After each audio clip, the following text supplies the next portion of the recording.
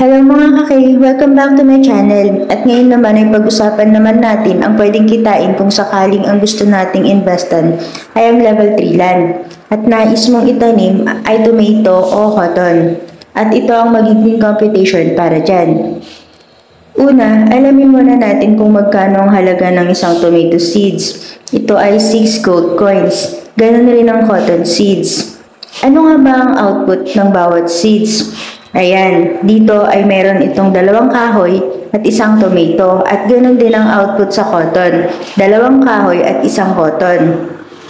Ang isang kahoy ay may halaga ng 3 gold coins, so kung dalawa ito ay 6 gold coins. Ang tomato o cotton naman ay may 1.8 diamonds o gold coins na halaga. Ngayon, dito naman tayo sa magiging kita nito. Kung ang itatanim mo ay 30 na tomatoes o 30 na cotton, ganito ang computation niyan.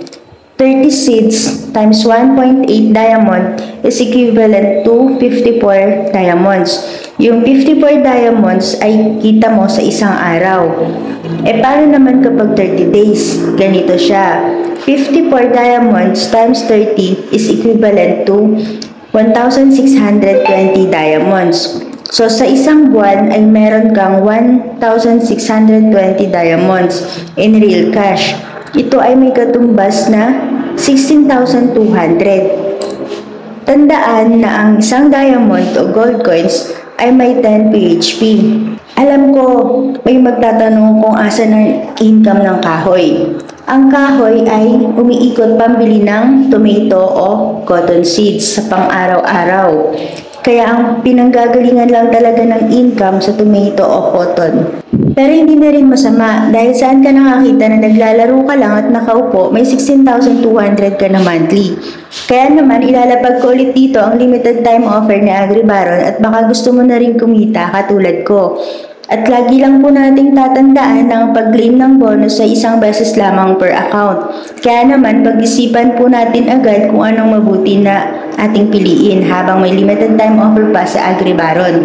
Kaya ano pang hinihintay mo? Sali na sa AgriBaron. Ilalagay ko ang link sa description kasama ng invitation code. Lagay ko na rin ang link ng Telegram channel ko. At para kung meron kang katanungan ay masasagot ko agad. Please huwag kalimutang mag-subscribe sa aking video.